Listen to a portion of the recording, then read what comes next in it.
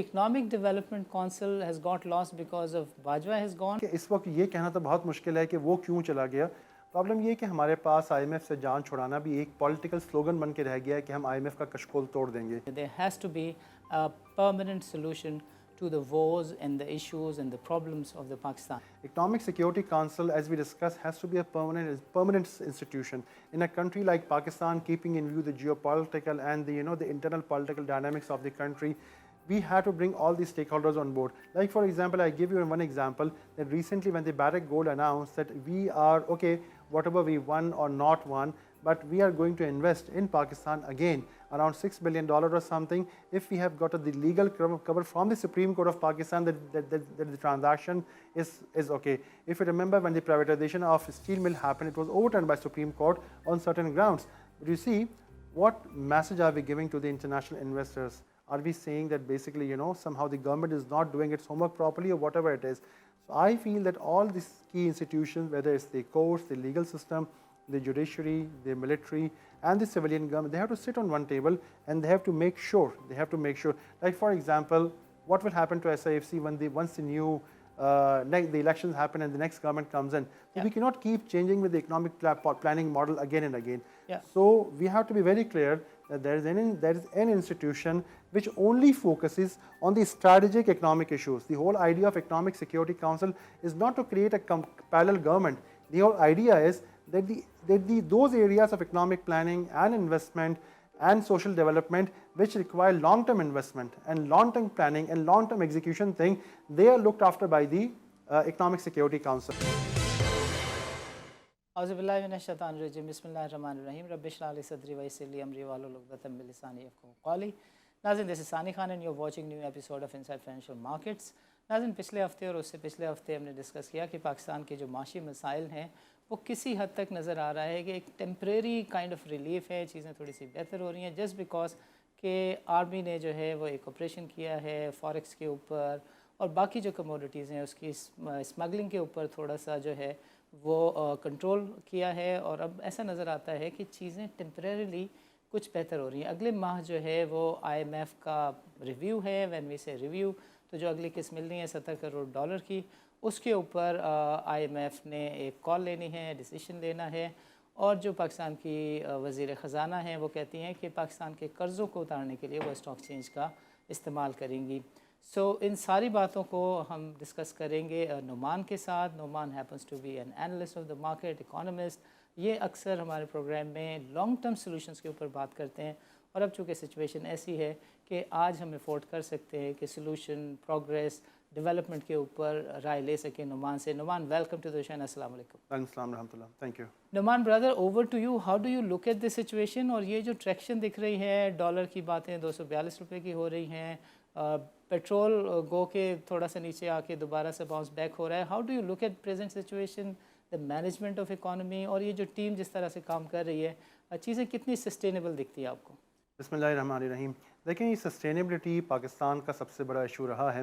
آپ جانتے ہیں کہ ابھی آپ نے آئی ایم ایف کے حوالے سے بھی جو بات کی کہ آئی ایم ایف کی ایک قسط یا دوسری قسط ہمارا ایک پروگرام یا دوسرا پروگرام، تو اسی طرح ہم ایڈ ہاک میجرز لیتے لیتے آج 22 پروگرام پہ پہنچ گئے ہیں، جس میں سے بیشتر پروگرام تو ہم نے کمپلیٹ ہی نہیں کیے.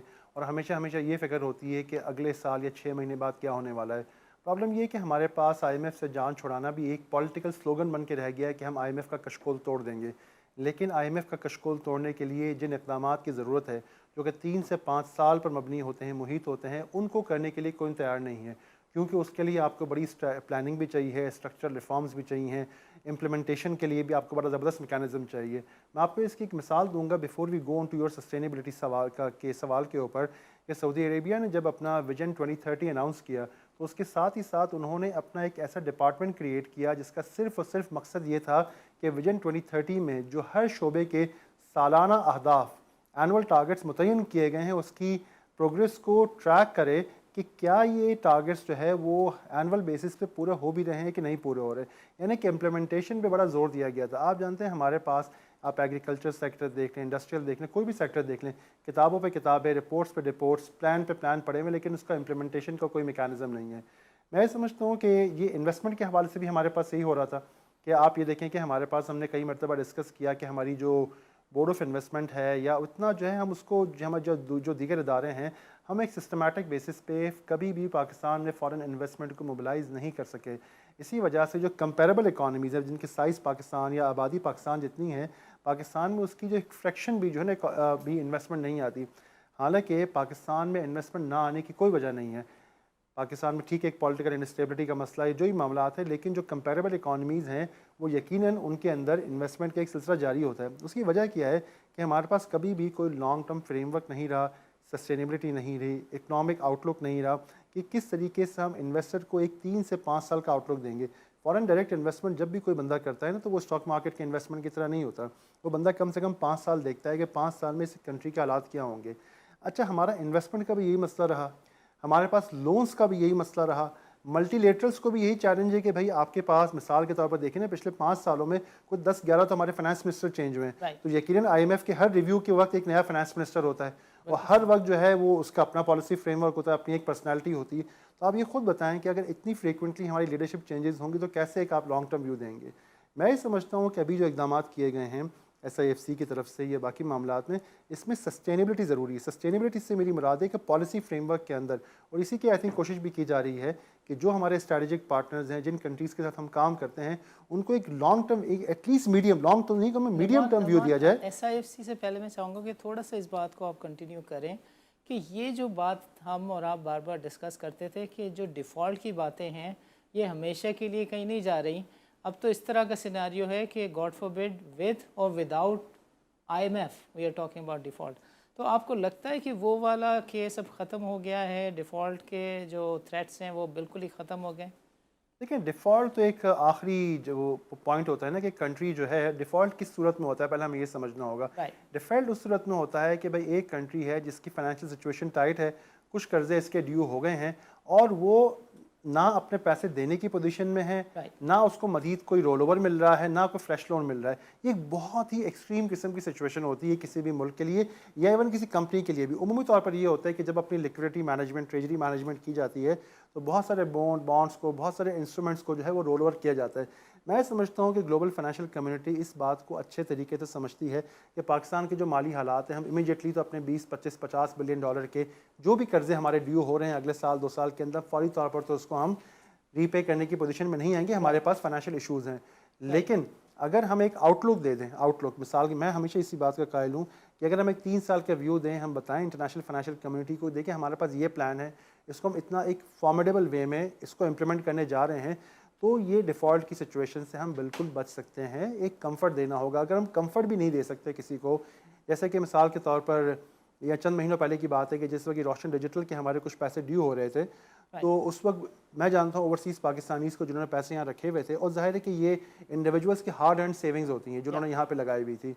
मैं ऐसे भी लोगों को जानता हूँ जिन्होंने शायद कुछ लोकल मार्केट से वहाँ से बोरो करके पैसे यहाँ रखे हुए थे, क्योंकि डॉलर टर्म में पाकिस्तान में इंटरेस्ट रेट काफ़ी अच्छा मिल रहा था। वो हॉट मनी थी या जो भी थी वो अलग चीज़ है, लेकिन एटलीस्ट रीपेमेंट का जब वक्त आया उस वक्त उनके बड़े कंसर्न्स थे कि भाई क्या हमें अपने पैसे वापस मिलेंगे भी कि नहीं मिलेंगे। तो कहने का मकसद ये है कि दुनिया का कोई, अभी आपने देखा मिसाल के अमेरिका के अंदर जो 2-3 बैंक जो आज से कुछ महीनों पहले डिफ़ॉल्ट हुए, जो आपका सिलिकॉन वैली बैंक वगैरह था, वो बैंक ठीक चल रहे थे, लेकिन एक र्यूमर फैली और लोगों ने अपने पैसे वहाँ से निकालना शुरू कर दिए, नतीजतन क्या हो गया कि वो बैंक बैठ गए। तो देखें, अगर तो किसी मुल्क या किसी कंपनी के ऊपर क्रेडिटर्स का रश हो जाए कि बस हमारे पैसे वापस करो, तो वो तो दुनिया का कोई भी इदारा जो है सस्टेन नहीं कर सकता।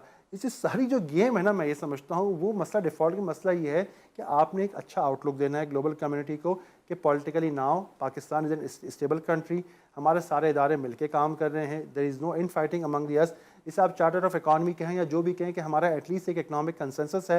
हमने कई मरतबा आपके प्रोग्राम में इकनॉमिक सिक्योरिटी के हवाले से बात की है। Economic security is the top priority for our institution, और अगर ये कंफर्ट अगर हम देंगे तो इंशाल्लाह मुझे पूरी उम्मीद है कि इस किस्म की डायर सिचुएशन की नौबत नहीं आएगी। बिल्कुल सही है, बिल्कुल सही। ये बताएं कि ये जो प्रेजेंट सिचुएशन है जिसके अंदर बेगम शमशाद अख्तर जो हैं वो कहती हैं कि चीज़ें उन्होंने मैनेज कर ली हैं, 12 अरब डॉलर तक वो रिज़र्व ले जाएंगे विद इन 2 मंथ्स।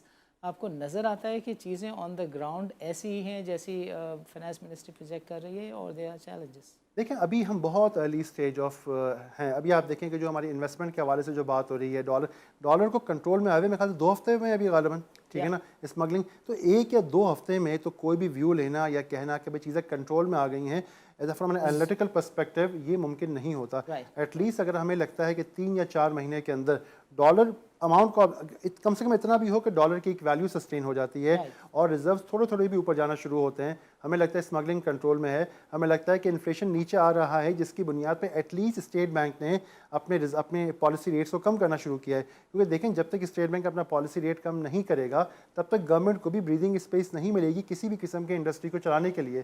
تو یہ ہمیں اگلے 3 سے 4 مہینے میں اندازہ ہوگا یہ کہ جب تک میرا خیال ہے کہ یہ سارے میجرز کے کچھ امپیکٹ نظر آنا شروع ہوں گے ہمیں جنوری یا فروری تک, اس وقت تک جو کہ ابھی اناؤنسمنٹ ہو رہا ہے کہ الیکشن کا وقت ہو گیا ہوگا. اچھا یہی وہ وقت ہوگا کہ جب آپ کا جو IMF کا اسٹینڈ بائی ایگریمنٹ ہے, جو 9 مہینے کا انہوں نے اسٹینڈ بائی ایگریمنٹ کیا تھا, وہ بھی ختم ہو جائے گا. تو میں سمجھتا ہوں کہ جو سب سے کرٹیکل ٹائم ہوگا پاکستان کی اکانومی کے لیے وہ فروری مارچ کا وقت ہوگا, کیونکہ اس وقت آپ کے الیکشن بھی ہو رہے ہوں گے, انٹرم سیٹ اپ بھی جا رہا ہوگا, نئی ٹیم بھی آ رہی ہوگی, IMF کا نیا ایگریمنٹ بھی فائنلائز ہو رہا ہوگا. تو اس وقت ہم نے ایک بہت ضروری ہے کہ اگلے 3 یا 5 سال کا ایک ویو دیں. اس کا سب سے بڑا چیلنج یہ ہوگا کہ اگر ایک نئی اکنامک ٹیم جو ہے اس وقت آ رہی ہے اور وہ اگر فلی ریڈی, آئی ڈونٹ نو کس پارٹی کی آتی ہے, ریگارڈلیس آف کسی بھی پارٹی کی آتی ہے, پھر میں سمجھتا ہوں کہ جو پارٹی سمجھتی ہیں کہ فیڈرل گورنمنٹ میں حکومت بنانے کی وہ دعوے دار ہیں یا اسپائر کرتی ہیں بنائے, ان کو اپنا اکنامک ہوم ورک ابھی سے کمپلیٹ کر لینا چاہیے کہ بھائی کون شخص ہوگا جو اکانومی کو لیڈ کرے گا, اکانومی کے اس کے کیا معاملات ہوں گے. کیونکہ اکثر یہ دیکھا گیا ہے ہماری پچھلی کئی گورنمنٹس کے اندر کہ جو بھی فائنانس منسٹر ڈیزگنیٹ ہوتا ہے وہ حکومت میں آنے کے بعد اپنا ہوم ورک کا کام شروع کرتے ہیں. اب جو بھی حکومت آئے گی اسے کسی بھی قسم کا کوئی ہنی مون پیریڈ نہیں ملے گا, اسے اپنا پورا ہوم ورک کر کے آنا ہوگا اور امیڈیٹلی امپلیمنٹیشن موڈ میں جانا ہوگا. آپ اگر کسی کمفرٹ زون میں ہیں, کسی بھی کمفرٹ زون میں ہیں, اس کمفرٹ زون کا وقت اب نہیں ملنے والا. انڈرسٹوڈ. نعمان ابھی وقت ہوا چاہتا ہے چھوٹے سے وقفے کا, وقفے کے بعد ناظرین نعمان سے سمجھیں گے کہ یہ جو انویسٹمنٹ کونسل ہے اس سے قوم کو کس طرح کی توقعات وابستہ ہیں اور کس طرح کی ڈائریکشن لی جانی چاہیے. Let's meet after a short break.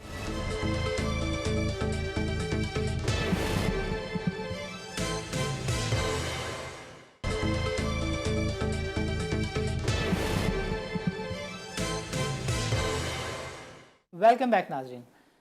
Programme کے پچھلے سیگمنٹ میں نعمان نے ہمیں بتایا کہ چیلنجز کس طرح کے ہیں اور جو ڈائریکشنز لی جا رہی ہیں اس کی بیسس پہ کوئی بھی یہ نہیں کہہ سکتا کہ یہ جو سلوشن ہیں کتنے سسٹینیبل ہیں, اور ان کا کہنا یہ تھا کہ یہ this is too early to make any call or decision کہ یہ والی چیزیں سسٹینیبل ہوں گی, بیکاز ابھی 10-12 دن ہوئے ہیں کہ گورنمنٹ انفیکٹ آرمی نے آپریشن لینا شروع کیا ہے اور چیزیں سب اسمگلنگ کی وجہ سے بہتر ہوئی ہیں. اکانومک فرنٹ پہ جو تبدیلی آ رہی ہے دیٹ از جسٹ بیکاز کہ اسمگلنگ پہ کریک ڈاؤن ہوا ہے, چاہے وہ کموڈٹی ہو, شوگر ہو, ڈالر ہو, کرنسی ہو, بیٹ اینی تھنگ.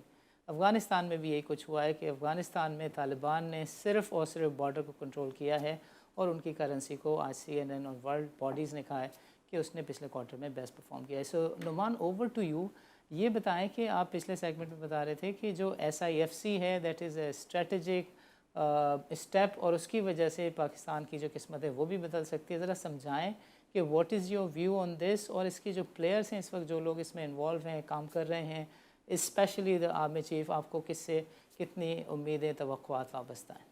دیکھیں پہلے تھوڑا سا جب ہم SIFC پہ جاتے ہیں تھوڑا سا ہمیں بیک گراؤنڈ میں دیکھنا ہوگا. میں دوبارہ کچھ نمبرز ریپیٹ کروں گا ورنہ اس کے بغیر جو ہے نا لوگوں کو, جو ہماری آڈینس ہے وہ سمجھ نہیں پائیں گے کہ انویسٹمنٹ یا FDI کیسے ورک کرتی ہے. اور یہ بھی ہے کہ مطلب اگر کامن مین کے لیے تو کہ انویسٹمنٹ کسی ایک سب سے اگر فائنینشیل پلاننگ کا one of the most sophisticated domains is basically the investment planning. دیکھیں پاکستان کی جو ہسٹوریکلی جو FDI پاکستان میں رہی ہے وہ تقریباً 1.5 سے 2 ارب ڈالر کی رہی ہے. اگر آپ پاکستان کی کمپیریبل کنٹریز کو دیکھیں نا, کمپیریبل میں اس لیے کہتا ہوں کہ جن کی اکانومی کے سائز یا ہمارا خطہ یا ڈائنامکس ہیں کسی نہ کسی طریقے سے پاکستان سے سملر رہے ہیں یا پاکستان سے زیادہ بھی ہیں, تو آپ دیکھیں کہ تقریباً ایجپٹ میں مصر میں 5 to 7 بلین ڈالرز ہے تقریباً, یہ ویتنام تقریباً 15 بلین ڈالر. اب خیر ویتنام تو بہت بڑی اکانومی ہو گئی اب. کمبوڈیا 4-5 بلین ڈالر اٹھا لیتا ہے سال کے. ٹرکی ایک وقت میں بہت اچھا جا رہا تھا لیکن چیلنجز کے باوجود بھی 8 سے 10 بلین ڈالر جو ہے وہ اٹھا لیتا ہے. انڈیا کی آئی تھنک لاسٹ ایئر کی جو FDI تھی وہ 85 بلین ڈالرز تھی, اور چائنا کو 150-200 بلین ڈالر کے قریب جو ہے چائنا کی FDI ہوتی ہے. دنیا بھر میں جو FDI کا ٹوٹل اسٹاک ہے یعنی ٹوٹل FDI جو فارن ڈائریکٹ انویسٹمنٹ ہوتی ہے وہ تقریباً 1.6 ٹریلین ڈالر کی ہوتی ہے. یہ ورلڈ انویسٹمنٹ رپورٹ کی فگرز ہیں. ہوتا یہ ہے کہ پاکستان کی جو $1.5 سے 2 بلین ڈالر کی ایف ڈی آئی ہے، بنگلہ دیش کی بھی تقریباً 3 ساڑھے 3 4 تک پہنچ جاتی ہے اکثر. ہوتا یہ ہے کہ پاکستان کی جو 1.5 سے 2 بلین ڈالر کی ایف ڈی آئی ہے، اس میں بہت سارا پیسہ تو وہ ہے کہ جو کمپنیز جو ہے جو باہر نہیں لے کے جا سکتی، فورن ملٹی نیشنل وہ ری انویسٹ کر دیتی ہیں، یا 100-200 ملین ڈالر ادھر ادھر سے آ گیا. کوئی سیریس ایف ڈی آئی جس سے ملک میں کارخانہ لگے وہ پاکستان میں کافی عرصے سے ہو نہیں رہا. یہ ایک بات تھی پاکستان میں ایف ڈی آئی کی صورتحال. اچھا، اس کا ایک دوسرا اینگل بھی ہے، اب میں اس پہ بھی آتا ہوں، لیکن ایس آئی ایف سی پہ جانے سے پہلے اس کا دوسرا اینگل بھی سمجھنا بہت ضروری ہے کہ دنیا بھر میں اس پہ کافی تحقیق ہوتی ہے کہ کن کنٹریز میں ایف ڈی آئی آتی ہے، کن میں نہیں آتی. نہیں آتی تو وہ ایف ڈی آئی کیوں نہیں آتی، آتی ہے تو کیوں آتی ہے. تو ایک ادارہ ایک بڑی مشہور کنسلٹنگ فرم ہے اے ٹی کرنی کے نام سے، وہ اپنا ایک اینول رپورٹ جاری کرتے ہیں جس کا نام ہے F D I confidence index, جس میں اس بات کا جائزہ لیا جاتا ہے کہ وہ کون کون سے عوامل ہیں، کون سے فیکٹرز ہیں جس کی بنیاد پر کوئی بھی انویسٹر کسی دوسرے ملک میں انویسٹ کرتا ہے یا پھر نہیں کرتا. تو تقریباً 20 کے قریب ایسے فیکٹرز کا جائزہ لیا جاتا ہے. اس میں تقریباً 70% جو فیکٹرز ہیں وہ گورنمنٹ ریلیٹڈ ہیں، یعنی جب تک گورنمنٹ کی سپورٹ اور گورنمنٹ کا انیبلنگ انوائرمنٹ نہیں ہوگا تب تک آپ ملک میں ایف ڈی آئی لے کے نہیں آ سکتے.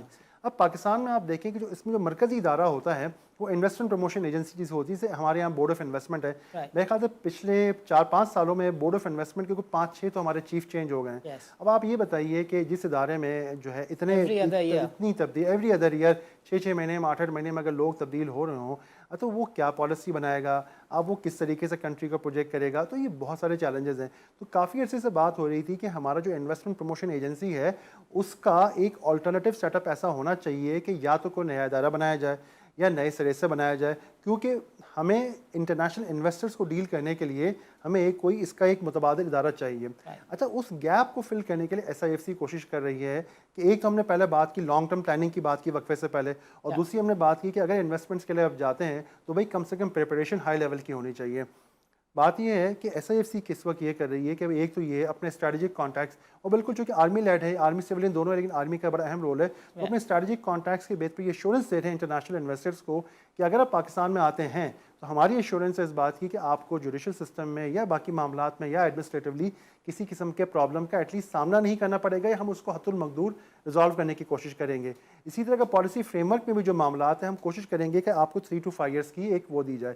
سملرلی اتنا میں جانتا ہوں کہ پلاننگ کے حوالے سے، پرپوزلس کے حوالے سے جو بات چیت ہے اس کو اور بہتر طریقے سے فوکس وے میں کیا جا رہا ہے. اب یہ جو سلسلہ ایس آئی ایف سی کا سلسلہ چل رہا ہے، سنگل انویسٹر فیسیلیٹیشن سیل، ٹھیک ہے آج اس میں آرمی لیڈ ہے، آرمی اور اس کا سویلین کا ہائبرڈ ہے. ہو سکتا ہے کہ مستقبل میں جب اس کے اندر اور اینالسٹ آ جائیں اور لوگ ہو جائیں تو شاید یہ سویلین لیڈ بھی ہو جائے. لیکن امپورٹنٹ چیز اس کے اندر یہ ہے کہ پاکستان کو لازماً ضرورت ہے ایک ایسے ادارے کی جو فورن انویسٹمنٹ کو صحیح طریقے سے مینیج کر سکے، کنٹینیوس بیسس پہ کر سکے، کیونکہ ہمارے ملک میں فورن انویسٹمنٹ نہ آنے کی بنیادی وجہ یہ ہے کہ ہمارے پاس سرکاری سطح پہ کوئی ایسا میکینزم موجود نہیں رہا جو کہ صحیح معنوں میں انسٹیٹیوشنلی ایف ڈی آئی کو لے کے آ سکے. تو میں یہ سمجھتا ہوں کہ ایس آئی ایف سی ہو، ایس آئی ایف سی سے لنکڈ کوئی ادارہ ہو، یا کوئی بھی اس قسم کا ادارہ ہو جو بنیادی طور پر اس مقصد کو پورا کر سکے، اس گیپ کو فل کر سکے، جو انویسٹرس کو پروفیشنلی ڈیل بھی کر سکے، ان کو یہ لانگ ٹرم ایشورنس بھی دے سکے کہ کس طریقے سے آپ نے پاکستان میں انویسٹمنٹ کرنا ہے، آپ کو وہ جو ہے کسی نہ کسی حد تک پلاننگ میکینزم میں بھی اپنا کوئی رول پلے کر سکے. ورنہ اس کے بغیر پاکستان میں ایف ڈی آئی نہیں آنی. اور اگر پاکستان میں ایف ڈی آئی نہیں آتی تو صرف ڈالر گیپ کا مسئلہ نہیں ہے، ہم انڈسٹری میں بہت پیچھے رہ جائیں گے. ہم کیونکہ ہم ٹیکنالوجی میں آلریڈی بہت پیچھے ہیں. تو ہمارے پاس اگر ہم نے لیپ فارورڈ کرنا ہے تو اس کا ایک ہی طریقہ ہے کہ ایسی ایف ڈی آئی ہے جس میں پیسے بھی آئیں اور نالج کیپٹل بھی ٹرانسفر ہو. دیکھیں ابھی تو ہم کرنٹ اکاؤنٹ ڈیفیسٹ کو ہی رو رہے ہوتے ہیں، ہمارے پاس ایک normal execution of the system اور آپریشنز نہیں ہے. Government is kind of halted when I M F or other institutions stop their hands. تو یہ جو ایسٹ ہم نے ایس آئی ایف سی میں ڈالے ہیں، اسٹیٹ اونڈ انسٹیٹیوشنز ڈالے ہیں، آر وی سیئنگ کہ یہ سعودی عرب اور یو اے ای اور جو باقی فرینڈلی کنٹریز ہیں وہ ان ایسٹ میں انٹرسٹ دکھا دیں گے، لے لیں گے، یا پھر یہ بہت دور کی بات ہے؟ دیکھیں میں دور کی سے نہیں کہوں گا کہ پاکستان کے جو ایسٹس ہیں، مثال کے طور پر اگر آپ ایئر لائن کی بات کریں، پی آئی اے کی آپ بات کرتے ہیں، آپ جانتے ہیں کہ اس وقت سعودی عربیہ کو لے لیں کہ وہ اپنا آپ کو ایک گلوبل لاجسٹک ہب کے طور پر جو ہے نا بنا رہے ہیں، اپنے آپ کو ڈیولپ کر رہے ہیں. سعودی ایئر لائن کو کافی ایکسپینڈ کر رہے ہیں. ابھی ریاض ایئر کے نام سے جو ہے اپنی نئی ایئر لائن بھی لے کے آئے ہیں. ایک دو اور پرائیویٹ سیکٹر کی ایئر لائنس بھی وہاں پہ آئی ہیں. تو ایک بہت کمپٹیشن ہے. Middle East has a state of the art basically airline sector. اچھا، مڈل ایسٹ کے بعد اگر فار ایسٹ میں دیکھا جائے تو پاکستان ایک بڑی زبردست لوکیشن ہے کہ وہ کنٹریز یا وہ ایئر لائنس جنہوں نے کہ ایک انٹرم اگر کوئی پریزنس چاہیے ہو کسی کنٹری کے اندر تو پاکستان کو ایز اے بیس استعمال کیا جا سکتا ہے. تو میں یہ سمجھتا ہوں کہ ابھی آپ نے چونکہ مثال کی بات کی کہ یس چاہے قطر ہو, چاہے یو اے ای ہو, چاہے سعودیہ ہو, from an airline investment perspective, اب وہ ایئر لائن کی, میں اسے ایئر لائن ایویشن سیکٹر کے انویسٹمنٹ کے پوائنٹ آف ویو سے دیکھتا ہوں. کیا وہ پی آئی اے کو خریدتے ہیں, وہ ہماری کسی پرائیویٹ ایئر لائن میں انویسٹ کرتے ہیں, یا پھر وہ پاکستان میں کوئی اور ایویشن سیکٹر میں انویسٹمنٹ کرتے ہیں. لیکن from an aviation sector investment perspective Pakistan definitely is a very attractive destination. ہمارے پاس کیپٹو بزنس بہت بڑا ہے, آپ جانتے ہیں حج عمرہ کا بزنس ہمارے پاس بہت بڑا ہے, ویسے بھی بے شمار ٹریول ہوتا ہے. یہ تو چونکہ ہماری لوکل ایئر لائنز اتنی اچھی نہیں تھیں, لیکن اب ایک بہت بڑا ایڈوانٹیج جو پاکستان کے اندر ہوا ہے کہ ہماری 3-4 پرائیویٹ سیکٹر ایئر لائنز آئی ہیں اور وہ کافی اچھا کام کر رہی ہیں, کافی اچھا آپریٹ کر رہی ہیں. ہم بھی اس کو ٹریول کرتے ہیں, ہم نے دنیا میں اور بھی کہیں بہت بے شمار ٹریول کیا ہے, تو ہم اس سے کمپیئر بھی کر سکتے ہیں. تو دیکھیں نا, یہ بات کو پروف کرتی ہے کہ پاکستانیز کا مسئلہ نہیں ہے, ہم پاکستانی جو پرائیویٹ سیکٹر کی ایئر لائنز ہیں یہ پاکستانی چلا رہے ہیں نا, اور بہترین طریقے سے چلا رہے ہیں, تو ہم کیوں پی آئی اے کو صحیح نہیں چلا سکتے؟ تو میں سمجھتا ہوں کہ انٹرسٹ رہے گا. ہندوستان بھی تو لگا ہوا ہے, آدھے گھنٹے کی فلائٹ ہے, کراچی بامبے ایک ساتھ ہے.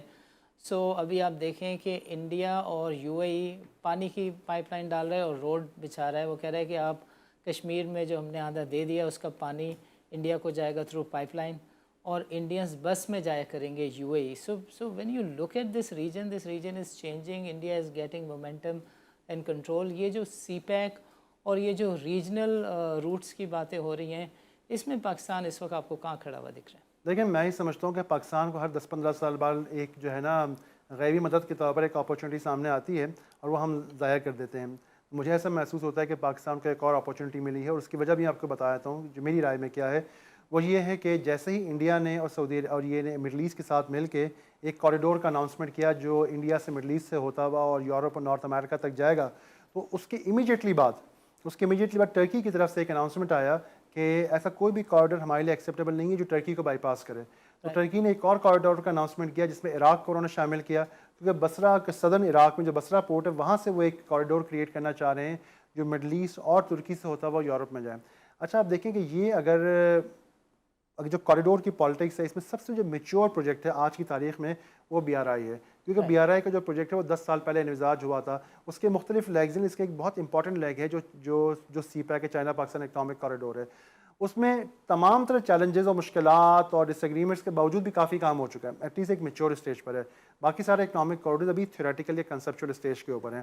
میں سمجھتا ہوں کہ آنے والے دنوں میں اگر کوریڈورز کی اکنامک کوریڈورز کی جو رائیولری بڑھے گی, اس میں اگر پاکستان, ترکی, سعودی عربیہ اور چائنا کے ساتھ کوئی الحاق ہو جاتا ہے تو پاکستان کے پاس ایک گولڈن اپارچونیٹی ونس اگین آئے گی کہ پاکستان اپنے آپ کو اپنی اسٹریٹجک پوزیشن کی وجہ سے اور سی پیک میں ہم نے جو بھی کچھ کام کیا اس کی وجہ سے ہم اس next generation of economic corridor میں اپنے آپ کو سینٹرلی پوزیشن کر سکیں.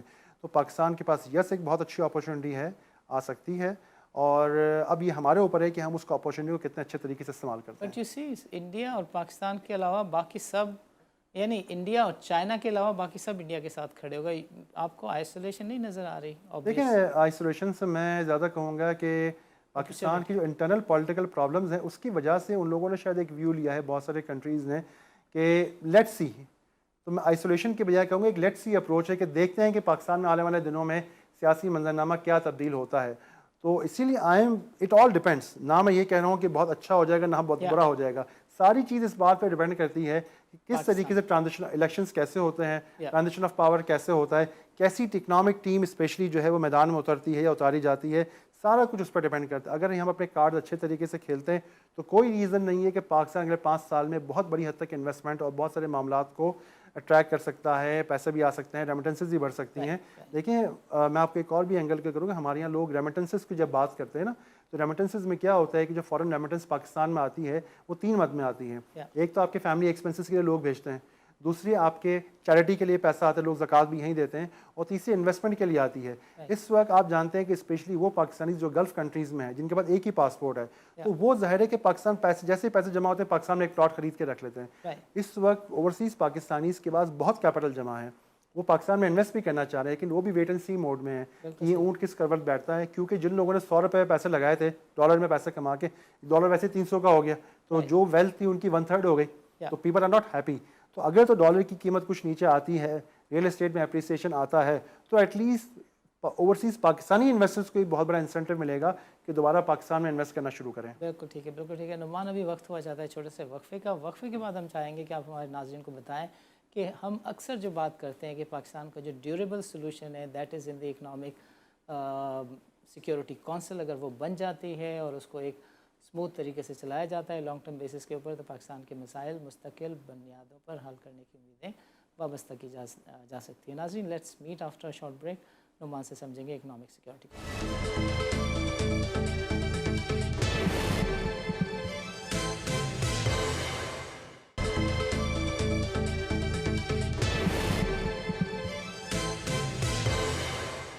ویلکم بیک ناظرین پروگرام کے پچھلے سیگمنٹ میں نعمان نے ہمیں بتایا کہ جو پاکستان کے مسائل کا لانگ ٹرم حل ہے وہ کسی نہ کسی ایسی فیوچرسٹک پلاننگ میں ہے کہ جس کو سسٹین کیا جا سکے.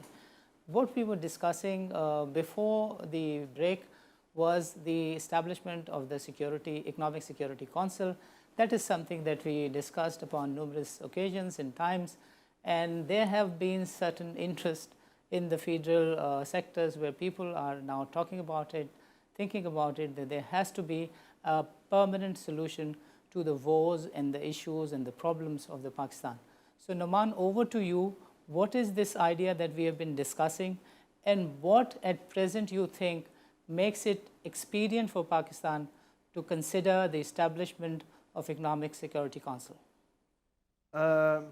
Sani, we have been discussing about Economic Security Council for at least maybe 2 or 3 years now, that Pakistan needs this thing, and one of the problems was basically that Pakistan does not have a mechanism for next 3 to 5 years planning. I think SIFC is trying to fill in that gap of Economic Security Council to a certain extent by focusing on the investment, but the idea of Economic Security Council is much wider, basically which can bring all these stakeholders from the civilian sectors and the administrative sector and the government sector and ensure that whether it's the local investment or foreign investment, it is directed towards the right sectors of the economy in agriculture and technology, etc., etc. Like, the whole idea of Economic Security Council is basically that we have long-term sustainable economic planning. We identify, like for example, there what Saudi Arabia did in terms of Vision 2030. That's kind of their economic security for on a long-term basis. What they're trying to do, they have created a roadmap for every institution, every department of their country, and now they have created a separate division which is focused on the implementation of those milestones. Okay, whatever government has agreed or announced, every milestone on a yearly basis is achieved. So the whole idea of creating an Economic Security Council is, as we just discussed, that civilian governments have been changing, and within the civilian governments, the ministers have been changing a lot. So how can we create it? For example, if Pakistan needs to attain the energy security, what is the next 5 to 10 to 15 years plan? Normally what we have seen that last 20 years, whether it's a civilian... Nouman, I have to stop you and raise a point that yes, they have been planning, and we happen to be the best of the best nations to plan well, but execution has been the main issue. So how does this Economic Security Council address this challenge? I think that planning and execution both are problems in Pakistan. Economic Security Council, as we discussed, has to be a permanent institution. In a country like Pakistan, keeping in view the geopolitical and the internal political dynamics of the country, we have to bring all these stakeholders on board. Like for example, I give you one example, that recently when the Barrick Gold announced that we are, okay, whatever we won or not won, but we are going to invest in Pakistan again around $6 billion or something, if we have got the legal cover from the Supreme Court of Pakistan that the transaction is okay. If you remember, when the privatization of steel mill happened, it was overturned by Supreme Court on certain grounds. But you see, what message are we giving to the international investors? Are we saying that basically, somehow the government is not doing its homework properly or whatever it is? So I feel that all these key institutions, whether it's the courts, the legal system, the judiciary, the military, and the civilian government, they have to sit on one table and they have to make sure, like for example, what will happen to SIFC once the new the elections happen and the next government comes in. So we cannot keep changing with the economic planning model again and again. So we have to be very clear that there is an institution which only focuses on the strategic economic issues. The whole idea of Economic Security Council is not to create a parallel government. The whole idea is that those areas of economic planning and investment and social development which require long-term investment and long-term planning and long-term execution thing, they are looked after by the Economic Security Council. For example, human development is one area. Pakistan lacks in every sphere of of human development. Our universities are not ranked the best in the world. We are not producing enough graduates. So basically, how can we have top-tier universities in the country on next 3 to 5 years where we can produce the top quality human resources in a bulk number? Now, these are the kind of projects basically which should be catered to by the Economic Security Council. For example, agri-security. Why the like we have got tons of plans and everything, but you know, due to this, for example, the 18th Amendment and provincial and federal thing, you know, Economic Security Council should be an institution which is not involved in all these things, whether it's a provincial matter, everything is a national matter. Yeah. So basically, if we have an institution which can look at things from a broader perspective, from a nationalistic perspective, from a central perspective, from agri-security, from energy security, from a human resource security, etc., then I think that's the only plausible solution that in the medium to long run, Pakistan can grow on a sustained basis. Because, as we discussed earlier as well, Pakistan cannot afford to have another interim governments or breaks or this and that thing.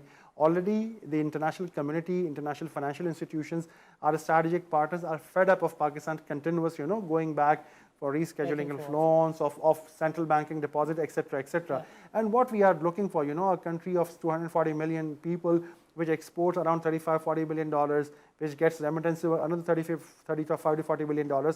We are begging the IMF for just $1 billion. So basically, Pakistan needs a long-term sustainable economic plan, and that's only possible, in my opinion, when you have a proper Economic Security Council. And I personally feel that even SIFC can be part of the Economic Security Council, so that from at least from an investment perspective, we have a sustainable mechanism. समझ में आती है बात नुमा जो आप कह रहे हैं, और ये बिल्कुल उसी तरह की बात है जिस तरह आपने पिछले डिस्कशन में पॉइंट आउट किया था कि देखें एपेक्स कमेटी भी जो है जब बनी तो लॉ एंड ऑर्डर की सिचुएशन कहाँ थी, और आज आप लॉ एंड ऑर्डर की सिचुएशन को कंपेयर कर सकते हैं कि उसमें एक सस्टेनेबिलिटी है. लॉ एंड ऑर्डर की सिचुएशन जितनी इम्प्रूव हो गई अब डिटीरिएट नहीं होती, because there is a permanent body called apex committees, provincial apex committees, federal apex committees, और ये कमेटीज़ मेक श्योर करती हैं एक स्ट्रक्चर में रहते हुए गवर्नर के साथ, वज़ीर आला के साथ सूबाई हुकूमत के लेवल पर, और फेडरेशन में प्राइम मिनिस्टर के साथ जो है वो चीफ ऑफ आर्मी स्टाफ बैठते हैं और वो देखते हैं कि किस तरह के अमन व अमान के मसाइल हैं. सो सिमिलरली यू राइट,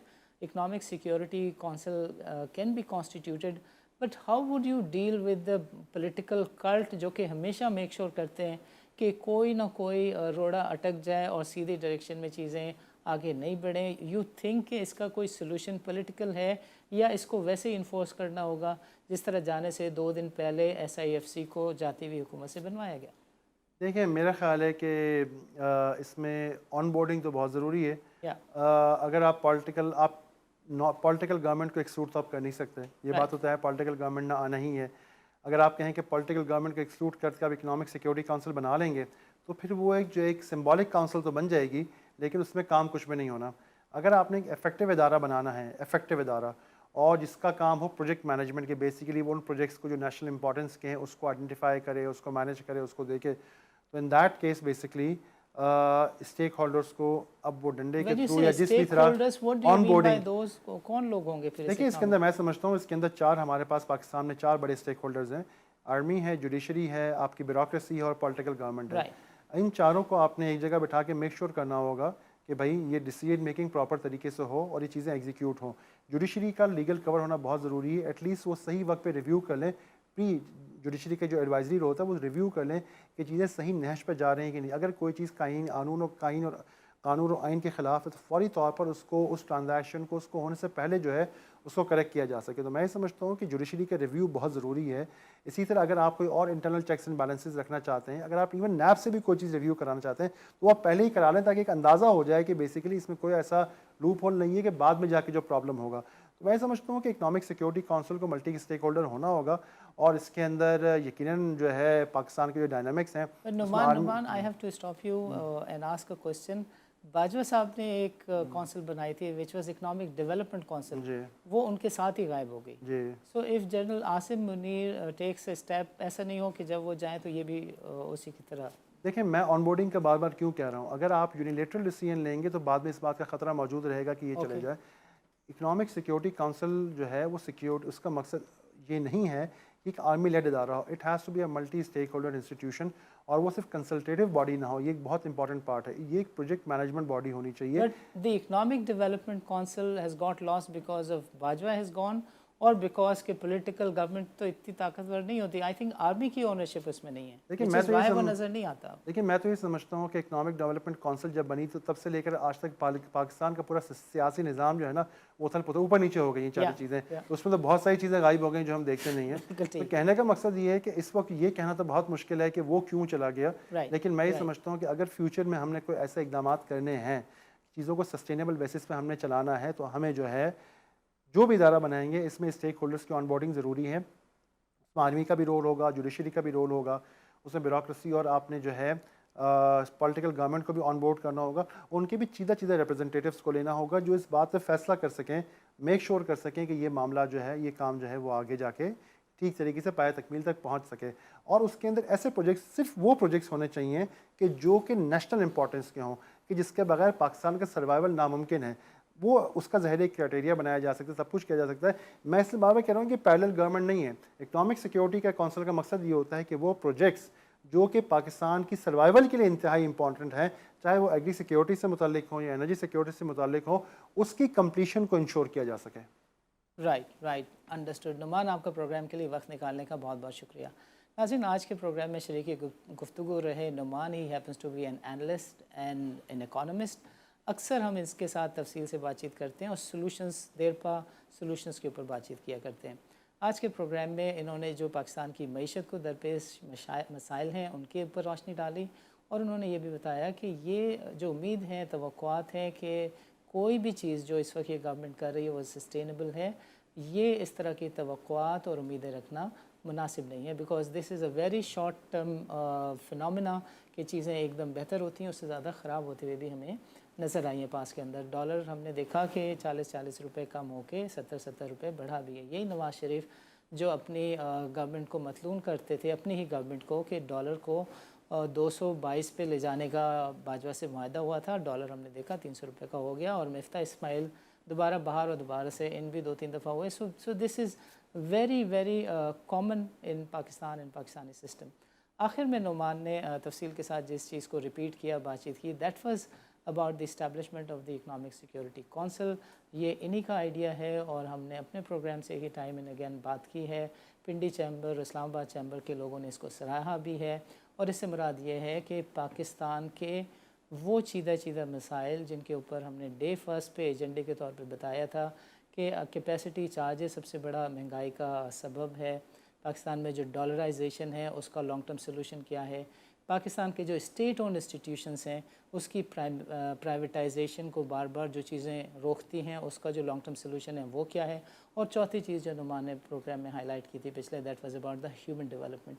ये 4 चीज़ें ऐसी हैं कि जिसके ऊपर अच्छी से अच्छी प्लानिंग करके अगले 10 साल का रोड मैप दिया जा सकता है, और गवर्नमेंट के 4 departments including the government and the army and the bureaucracy and the other institutions, उनको साथ मिलाकर मेक श्योर किया जा सकता है कि कोई भी डिसीशन जो किसी एसेट को बेचने से मुतालिक या कोई भी स्ट्रेटेजिक फ़ैसला किया जा रहा है उसके ऊपर कोर्ट की बाइन हो, और उसकी एक्सिक्यूशन को कोई ब्यूरोक्रेसी, कोई इंडिविजुअल अपने मफाद के तहत रोक ना सके। This was all that Numan kept on highlighting time and again, and this time we are highlighting this fact once again कि अगर पाकिस्तान को लॉन्ग टर्म सोल्यूशन की तरफ गामजन करना है और पाकिस्तान की तरक्की को मुस्तकिल बुनियादों पर यकीनी बनाना है, तो इकनॉमिक सिक्योरिटी काउंसिल को बनाना होगा। नाज़रीन, इस तरह की बातचीत का सिलसिला अगले प्रोग्राम में भी जारी रखेंगे। इजाज़त दीजिए, अल्लाह हाफ़िज़।